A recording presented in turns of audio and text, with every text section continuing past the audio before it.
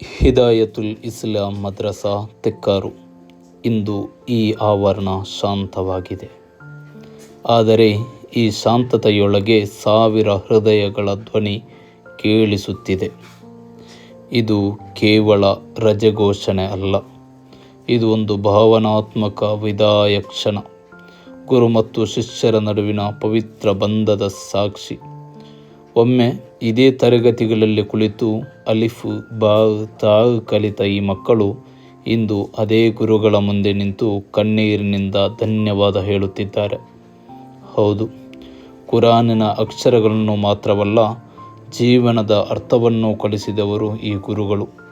ನಮಾಜಿನ ಮೌಲ್ಯ ತಿಳಿಸಿದವರು, ಅಖ್ಲಾಕಿನ ಸೌಂದರ್ಯ ರೂಪಿಸಿದವರು, ತಪ್ಪಿದಾಗ ಮೃದುವಾಗಿ ಸರಿಪಡಿಸಿದವರು, ಬಿದ್ದಾಗ ತಂದೆಯಂತೆ ಎತ್ತಿಕೊಂಡವರು. ಇಂದು ಅವರನ್ನು ಬೀಳ್ಕೊಡಲು ನಿಂತಿರುವ ಈ ವಿದ್ಯಾರ್ಥಿಗಳ ಕಣ್ಣುಗಳಲ್ಲಿ ಒಂದು ಪ್ರೀತಿಯ ಸಾಗರ ಉಕ್ಕುತ್ತಿದೆ. ಮಾತುಗಳು ಬರಬೇಕೆಂದರೂ ಬರುತ್ತಿಲ್ಲ.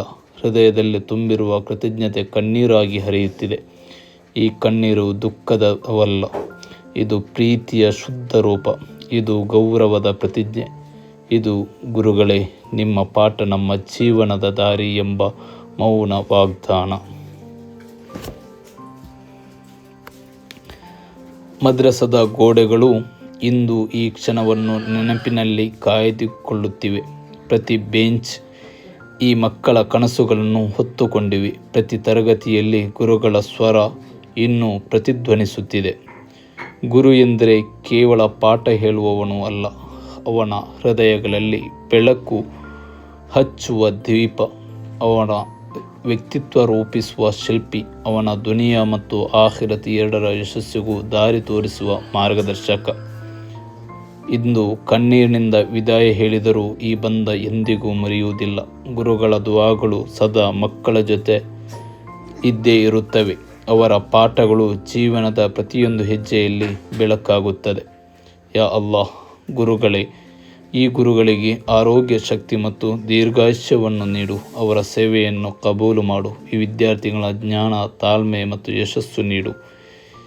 ಈ ವಿದ್ಯಾರ್ಥಿಗಳಿಗೆ ಮತ್ತಷ್ಟು ರಹಮತ್ತನ್ನು ನೀನು ನೀಡು. ಈ ಮದರಸಕ್ಕೆ ಸದಾ ಹಿದಾಯತನ್ನು, ಅಪಾರ ಬರಕತ್ತನ್ನು ನೀಡು. ಇದು ವಿದಾಯವಲ್ಲ, ಇದು ಹೃದಯಗಳಲ್ಲಿನ ಶಾಶ್ವತ ಪ್ರೀತಿಯ ಒಪ್ಪಿಗೆ. ಹೌದು, ಇದು ವಿದಾಯವಲ್ಲ, ಇದು ಮತ್ತೊಂದು ಹೊಸ ಆರಂಭದ ದುವಾ. ಹಿದಾಯತುಲ್ ಇಸ್ಲಾಂ ಮದ್ರಸಾ ತೆಕ್ಕಾರು ಪ್ರೀತಿ, ಜ್ಞಾನ ಮತ್ತು ಹಿದಾಯತಿನ ಪವಿತ್ರ ನೆಲೆ. ಅಲ್ಲಾಹ್ ಅವರೆಲ್ಲರಿಗೂ ಯಶಸ್ಸು ಮತ್ತು ಬರಕತ್ತನ್ನು ನೀಡಲಿ. ಆಮೀನ್ ಯಾ ರಬ್ಬಲ್ ಆಲಮೀನ್. ಪ್ರೀತಿಯ ಗುರುಗಳಿಗೆ ತನ್ನ ಪ್ರೀತಿಯ ವಿದ್ಯಾರ್ಥಿಗಳು ನೀಡಿದ ಗೌರವ ಸ್ಮರಣೆತೆಯ ಬೀಳ್ಕೊಡುಗೆಯ ಒಂದು ನೋಟವಿದು.